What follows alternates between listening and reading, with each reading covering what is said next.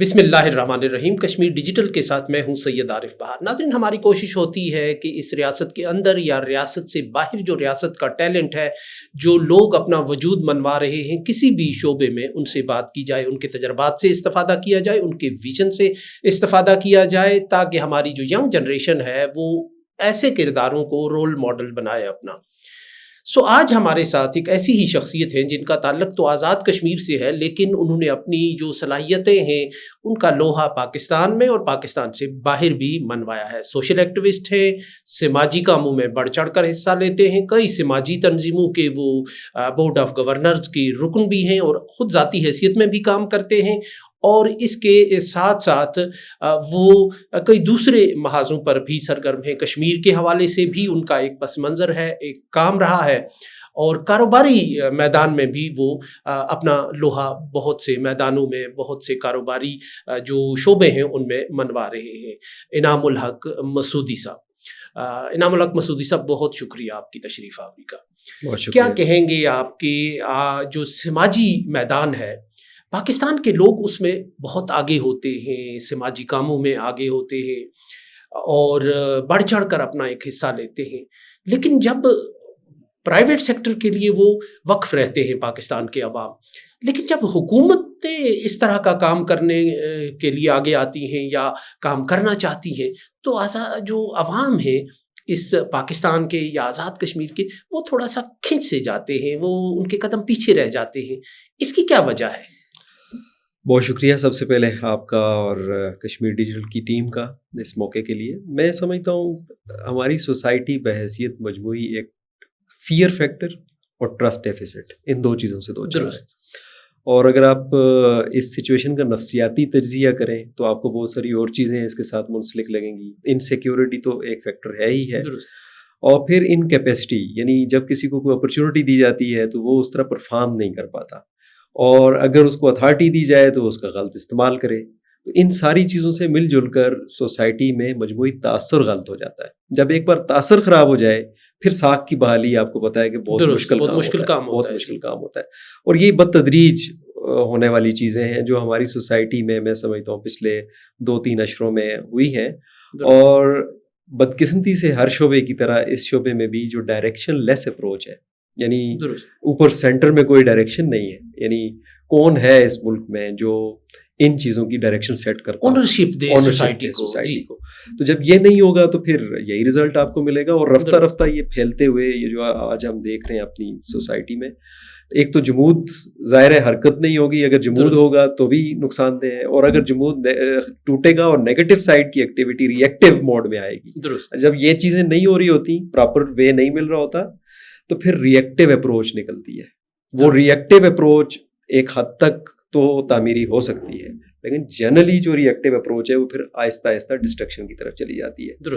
वो शख्सियत की डिस्ट्रक्शन है, वो सोच की डिस्ट्रक्शन है, वो अमल या की वो हुकूमत और रियासत पर अदम एतमाद है ना। मतलब जो मैं आपसे ये पूछना चाहता था कि बहुत से हमें जो प्राइवेट इदारे हैं, रिलीफ, रेस्क्यू या समाजी खिदमत का, वो हमें बहुत ऊंचे मेयार पर नजर आते हैं, साख के एतबार से, कारकर्दगी के एतबार से। उसके बरक्स हमारे लोग हुकूमती इदारों पर एतबार नहीं करते। उसमें भी देखिए कि सबसे अहम चीज़ जो है वो चेक एंड बैलेंसेस का है, अकाउंटेबिलिटी का है, कैपेसिटी बिल्डिंग का है। प्राइवेट सेक्टर के अंदर आप सर्वाइव नहीं कर सकते, साख और एतमाद का भी है, आप सर्वाइव नहीं कर सकते अगर आप सीख कर आगे ना बढ़े। दुरुस्त। सरकारी सेक्टर में ये अच्छा जी हो गया है एडजस्टमेंट, किसी की जॉब है, किसी की प्लेसमेंट है, पोजीशन है, ब्यूरोक्रेसी में है, किसी भी जगह पे है, काम करेंगे तो भी तनख्वाह आनी है, नहीं करेंगे तो भी काम तनख्वाह आनी है। प्राइवेट सेक्टर में, सोशल सेक्टर में, डेवलपमेंट सेक्टर में परफॉर्मेंस मैटर करती है, आपने दिखानी है, इंडिकेटर सेट है, ध्यानदारी दिखानी है आपको, क्रेडिबिलिटी के लिए वो जरूरी है। एग्जैक्टली। मसलन आप सोशल सेक्टर की बात करते हैं तो मैं चूंकि बहुत सारी जो नॉन प्रॉफिट्स हैं उनके बोर्ड में भी हूँ, उनको हेड भी करता हूँ। आपको मैं ये बताऊँ तो आप हैरान होंगे कि इस वक्त पाकिस्तान में कोई 1-1.5 लाख ऑर्गेनाइजेशंस हैं जो ट्रस्ट एक्ट में, सोसाइटी एक्ट में या SECP से रजिस्टर्ड हैं मुख्तलिफ बॉडीज़ में। अच्छा, जो इनमें बहुत कम ऑर्गेनाइजेशंस हैं, उस सेक्टर के भी अपने फ्लॉज और खलाज हैं अपनी अपनी जगह पे, तो उसमें से बहुत कम हैं कि जो उन सारे क्राइटेरियाज को पूरा करते हैं कि जो एक इंडिकेटर के तौर पे उनकी परफॉर्मेंस पे आते हैं। जैसे वो अदारे बहुत कम हैं जो अपने एनुअल ऑडिट्स कराते हैं, وہ ادارے بہت کم ہیں کہ جو SECP کی جو کرائٹیریاز ہیں ان کو میٹ کرتے ہیں. وہ بہت کم ہیں جو PCP ایک پاکستان سینٹر فار فلانتھروپی ہے وہ ٹرانسپیرنسی دیکھتا ہے, وہ پرفارمنس دیکھتا ہے, اس پہ وہ پورا اترے. اور اسکروٹنی کا ایک پروسیس ہے. ہر سال جو ادارے یعنی اس طرح کے کام کر رہے ہوتے ہیں انہیں ایک پروسیس سے گزرنا پڑتا ہے. اینول رپورٹس جمع کرانی ہے, پروجیکٹس کی کمپلیشن رپورٹس جمع کرانی ہے, اپنے ڈونر کو جواب دہ ہونا ہے, اپنی کمیونٹی کو جواب دہ ہونا ہے. تو ایک ایسا 360 اورینٹیشن ڈائمینشن ہے کہ جس میں ان سارے اداروں کو یا سوشل سیکٹر کو اکاؤنٹیبل ہونا پڑتا ہے, جبکہ گورنمنٹ میں یہ ذرا کم ہے. اچھا مسعود صاحب, ایک ہم نے دیکھا آج کل ہم ایک افتاد کا سامنا کر رہے ہیں. ظاہر ہے کہ سیلابوں کی صورتحال ہے, مونسون نے ایک تباہی برپا کی ہے. ان میں جو کچھ واقعات ہمارے سامنے آئے وہاں ہم نے یہ دیکھا کہ مثلاً راولا کوٹ کا میں آپ کو ذکر کروں گا, جو DHA کا واقعہ ہوا اس کا ذکر کروں گا, یا جو سوات کا دریا کا جو واقعہ ہوا تھا اس کا ذکر کروں گا. وہاں ہم نے دیکھا کہ عام جو آدمی ہے وہ ایک تماشبین کی طرح تو بیہیو کر رہا ہے, وہ ویڈیو بنانے میں کوئی تساہل نہیں برت رہا, لیکن وہاں عملی کوشش کرتا ہوا ایک عام آدمی ہمیں نظر نہیں آ رہا. حالانکہ تاثر یہ ہے کہ اگر عملی کام کرنے کی کوشش کی جاتی تو شاید جانیں بچائی جا سکتی تھیں. اس کی کیا وجہ ہے؟ اس کو کیسے ہم تبدیل کریں کہ عام آدمی محض موبائل پکڑ کر ہی کھڑا نہ ہو, وہ کچھ جان مارنے کی اور جان لڑانے کی بھی کوشش کرے جانیں بچانے کے لیے؟ دیکھیے اس میں بھی اگین میں سمجھتا ہوں کہ ڈائریکشن نہ ہونے سب سے, اور پھر وہ سارے اقدامات جو ماضی میں آپ کے ہمارے دور میں ہم سول ڈیفنس کے کورسز کالجز اور اسکولوں میں کرتے تھے, ہمیں لے جاتے تھے, ہم وہ ان چیزوں میں انوالو. ایک تو ول ہونا سب سے پہلی چیز یہ. اچھا دوسری چیز یہ کہ کلچر کیا بن گیا. کلچر یہ ہے کہ آپ نے کوئی چیز دیکھی سب سے پہلے اس کو ریکارڈ کرنا ہے. یہ نہیں دیکھنا کہ کوئی گر رہا ہے تو اس کو ہم بچا لیں, کسی کو کوئی جل رہا ہے تو ہم آگ بجھا لیں, کوئی ڈوب رہا ہے تو ہم اسے بچا لیں. ہمارا جو ریئیکٹیو یعنی جو کہہ لیجیے کہ پرسنالٹی کے اندر گریجولی جو بلٹ ان ہو گئی چیز, سب سے پہلا کام کیا ہے جی میں اس کو لائیو کر لوں, میں اس کو دکھا دوں. اور یہ سوشل میڈیا کی وجہ سے ایک نیگیٹو امپیکٹ جسے میں کہوں گا وہ آیا. دوسرا پھر کیپیسٹی کا ایشو کہ فرض کرتے ہیں کوئی ڈوب رہا ہے, اگر آپ کو خود سوئمنگ نہیں آتی تو آپ کیا کریں گے؟ آپ کے پاس رسی نہیں ہے تو آپ کیا کریں گے؟ ٹھیک ہے, آپ کے پاس کوئی اور ایسی میئرز نہیں ہے تو آپ کیا تبصرہ ہی کریں گے. اور اس میں بھی دیکھیے کہ مثلاً بیرون ملک میں, جیسے تھوڑا میرا ولایت کا یا UK کا ایک تجربہ ہے, بیک گراؤنڈ ہے, وہاں ہم دیکھتے ہیں کہ اسکولوں کے بچوں کو اسکولز لے کر جاتے ہیں سوئمنگ کی کلاسز کے لیے. آپ دیکھیے ہمارے یہاں سوئمنگ کا کیا سسٹم ہے. دریا ہمارے ہاں کشمیر میں بھی بہت ہیں, پاکستان میں بھی بہت ہیں, بس خود سے جو ڈوبتے تیرتے سیکھ کے تو سیکھ کے, نہیں تو رہ گئے. تو یہ بھی ایک یعنی اس میں نفسیاتی پہلو اگین جس طرح میں نے پہلے بات کی تھی وہ بھی ہے کہ آپ نے رسپانس دینا کیا ہے, رسپونڈ کرنا کیسے کرنا یہ نہیں پتا. اگر پتہ بھی ہو تو کیپیسٹی نہیں ہے. تو اس کی کیا وجہ ہے؟ یہ جو آپ نے مشاہدہ میرا خیال ہے کیا ہوگا حالیہ جو تباہ کاریاں ہیں اس کا, ایک تو میں پوچھوں گا اگر آپ نے کیا ہے تو کیسے کیا ہے, اور اگر آپ نے یعنی اس کے ساتھ ساتھ یہ ہے کہ ہم ان حادثات سے عمومی تاثر یہی ہے کہ ہر حادثے سے ہم کچھ تو کر لیتے ہیں کام ریلیف کا, ریسکیو کا, کچھ ہمارے امداد بھی سمیٹ لیتے ہیں, لیکن سبق ہم نہیں سیکھتے کہ نقصان کا جو گراف ہے وہ کم از کم رہے. دیکھیے اصل میں ہمیں ہمارے اندر جو اس وقت بہت بڑا فقدان ہے وہ ہے تجزیہ کرنے کا. سچویشن ہو گئی, آ گئی, کسی پہ بھی آ سکتی ہے, کسی ملک میں بھی آ سکتی ہے. وہاں آپ کیا کرتے ہیں جب سچویشن آ گئی, آپ نے چلو جو بھی امیجیٹ رسپونڈ کرنا ہے وہ کر لیا, اس کے بعد بیٹھ جاتے ہیں لوگ, ادارے بیٹھتے ہیں, سوسائٹی کی جتنے سیگمنٹس ہیں وہ احتساب کرتے ہیں, خود احتساب کرتے ہیں, آگے کے لیے میئرز طے کرتے ہیں. ہم ایک تو یہ نہیں کرتے. ابھی فلڈ آیا, اوکے جی PM صاحب سے لے کر نیچے تک سب نے دوڑ لگا دی, سارے ادارے ان بورڈ ہو گئے, ایشو ختم ہوا, ہم واپس بیٹھ کے بھول جائیں گے کہ اب ہم نے آگے کے لیے کیا کرنا. یعنی ہم پرو ایکٹیو اپروچ پہ جا نہیں رہے بحیثیت قوم. یہ ہمارا سب سے بڑا مسئلہ ہے. ابھی آپ بات کر رہے تھے, میں بنیر تھا 3 دن 4 دن پہلے, یعنی وہاں جب فلڈز آئے تو میں یعنی آپ کو یہ بتاؤں گی, میں نے ایک چھوٹا سا اپنی اس پہ فیڈ بھی کیا, لائیو فیڈ بھی کیا. واپسی پہ میں تقریباً 10 منٹ کسی جگہ مجھے نیٹ مل گیا بیٹھ کے. دیکھیے ہمارے پاس میڈیسن تھی, ہمارے پاس کچھ اکوپمنٹ تھا جو ہم نے وہاں پہنچانا تھا.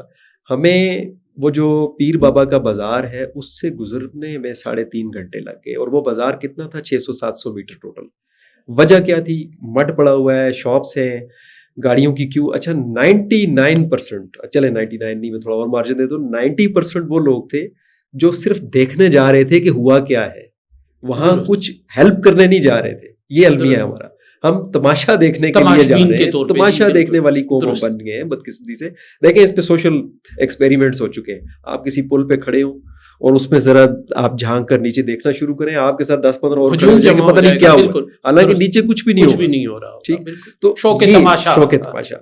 پھر وہاں بھی جیسے ہم نے یہ دیکھا, اب اوبیسلی ایک بڑا ڈسٹرکٹ ہے, ایک پروونشل گورنمنٹ ہے, ڈسٹرکٹ اتھارٹی ہے, ٹریفک کی مینجمنٹ کے لیے آپ کوئی out of the box solution نہیں نکال سکے. آپ کے وہی 2-4 بیچارے جو بندے سٹی کی ٹریفک مینیج کر رہے تھے وہی کھڑے ہیں ادھر. آپ یہ نہیں کر سکتے کسی نیبرنگ ڈسٹرکٹ سے یا فار دا ٹائم بینگ کچھ 40-50 بندے بلوا لیں جو ٹریفک کو مینیج کر لیں. ٹھیک ہے, ٹریفک مینیج ہوتی تو ٹائملی چیزیں پہنچتی تو ممکن ہے وہ جو ہیوی مشینری موو ہو رہی تھی وہ ممکن ہے بہت ساری جانوں کو بچانے میں کامیاب ہو سکتی تھی. پھر یہ نہیں ہے کہ مثلاً آواز لگی کہ جی پانی کی کمی ہے, ہم نے ہر گاڑی میں دیکھا پانی ہی جا رہا ہے, یہ نہیں دیکھا ہم نے کہ کدال بھی چاہیے کہ جی ملبہ اکھاڑیں. تو ہم بھیڑ چال والے بھی اس میں چلے جاتے ہیں. تو یہ ساری وہ چیزیں ہیں میں سمجھتا ہوں جس پہ ذمہ داری بہرحال ریاستی سطح پہ ہوتی ہے, اور پلاننگ کی ذمہ داری ہے, کیپیسٹی بلڈنگ کی ہے. ادارے ہمارے بن چکے ہیں, بہت اچھا کام کر رہے ہیں. مثلا NDMA آپ کو ڈیٹا بہت پرویکٹیولی آپ جیسے بھی ان سے ڈیٹا مانگتے ہیں وہ آپ کو پرووائڈ کر دیتے ہیں, آپ کو فورکاسٹ بہت اچھی دیتے ہیں, آپ کو مشورے بہت اچھے دیتے ہیں. لیکن کوآرڈینیشن مثلا NDMA ہے, STMA یا PDMA ہے, اس کے بعد ڈسٹرکٹ کی باڈیز ہیں, ان کے درمیان بھی کوآرڈینیشن کا فقدان ہے. اور آج کے اس دور میں سمجھتا ہوں جب ٹیکنالوجی ہے, ایک موبائل اپلیکیشن بنا لیں آپ, اس کے اندر آپ کا سارا اپڈیٹ آ جاتا ہے, اور وہ ہم نہیں کر. اب اس میں دیکھیے کمیونیکیشن مینس کتنے اہم ہیں. وہاں اس ایریے میں الیکٹریسٹی نہیں ہے. اگر کسی جگہ پہ اسٹیٹ ہو, مظفر آباد میں بھی ہمارے یہاں زلزلہ آیا اور ہم نے دیکھا کئی دن بجلی نہیں تھی, تو ہمارے کمیونیکیشن مینس بھی ختم ہو گئے تھے.